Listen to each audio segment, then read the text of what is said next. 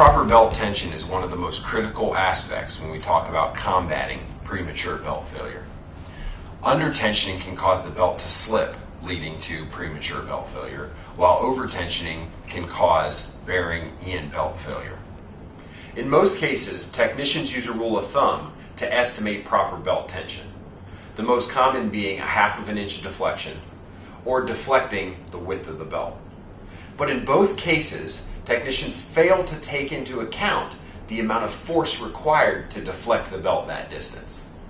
Ultimately, tension is a function of two things: its deflection and its force. To measure both of these accurately, you will need to use a tool such as the Browning spring-loaded tension checker and follow the steps outlined in this video. The first step in measuring proper tension is calculating deflection. Deflection is a linear equation in that you deflect the belt 1/64 of an inch for every inch in span.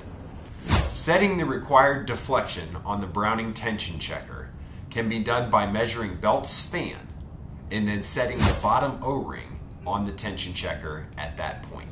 So in this application, I use a straight edge or a tape measure, and I measure span at 15 inches.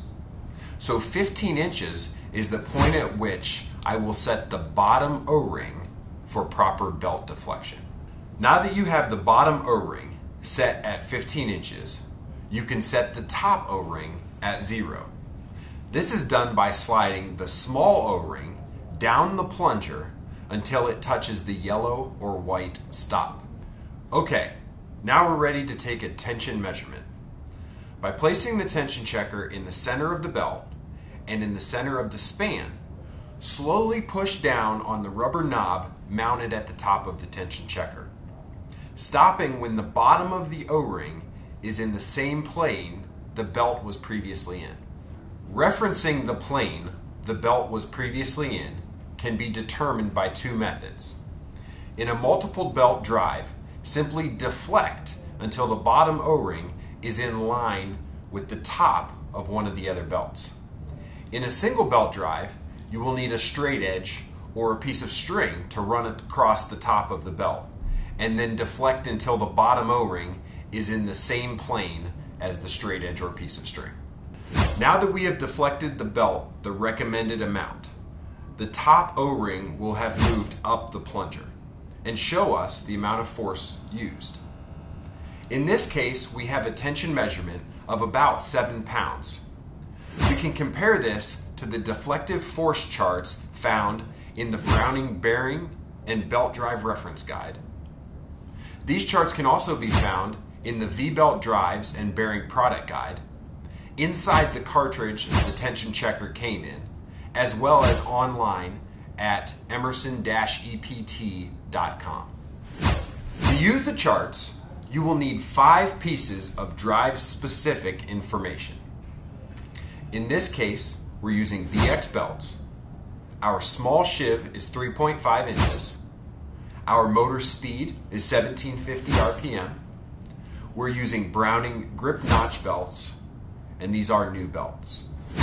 So if you follow the charts from left to right using those drive specifics, you will see that our deflection force should be 7.2 pounds. Our initial measurement of 7 pounds is very close to the recommended deflection force. Please keep in mind that tension is always changing. As the drive runs, as the belt seats, and as the belts wear into the groove of the sheave, you are going to see tension change.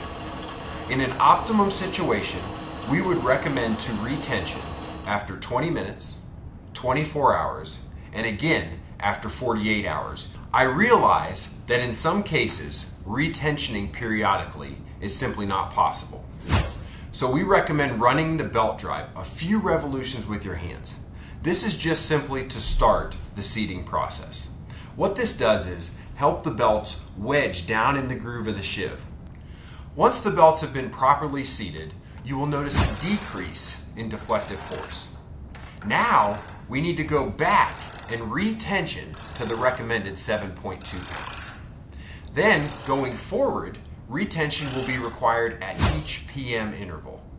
Please keep in mind, after 8 hours of operation, a belt is considered used, and should be retensioned to the used belt specifications found in the deflective force charts.